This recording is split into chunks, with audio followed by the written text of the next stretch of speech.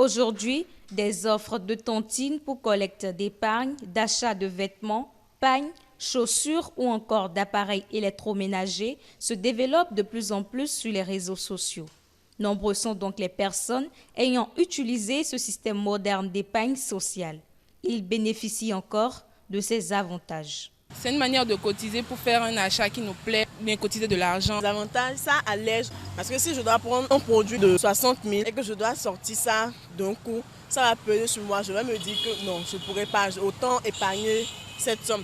Même si la tontine en ligne représente un système de soutien solidaire qui aide les personnes à réunir des sous, cette nouvelle stratégie est loin d'être rassurante. Pour certains abonnés, le risque est énorme que celui avec les tontines traditionnelles qui autrefois se faisaient par affinité et regroupement d'une même classe sociale ou professionnelle. Ça, on ne peut pas savoir.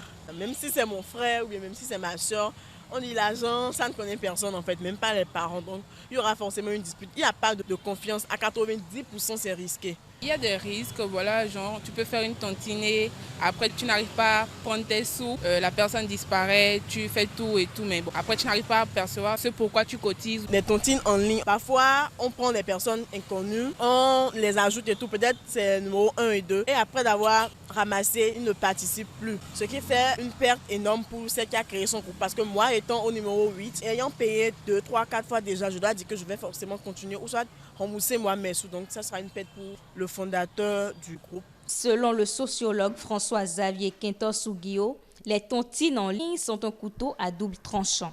Les tontines en ligne sont ce système de cotisation qui se fait à travers des porte-monnaies électroniques. Quelqu'un qui est intéressé, même s'il est à Parakou, à Malanville, il peut donc souscrire et remplir les formalités puisqu'il faut d'abord une présentation. Quand on parle de relations interpersonnelles, c'est une interaction entre au moins deux individus ou des personnes d'un groupe ou d'une société donnée.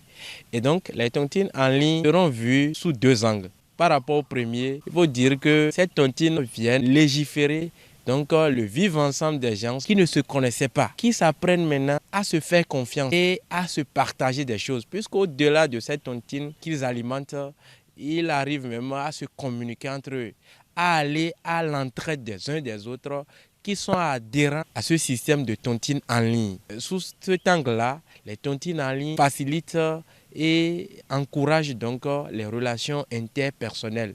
Dans le deuxième angle, je dirais, on prend l'exemple du groupe de tontines en ligne, où ce n'est pas des gens qui se sont connus préalablement, et c'est des individus venus de part et d'autre de la société, qui ont accepté parce qu'il y a tontine en ligne, oui, nous avons adhéré et nous allons cotiser.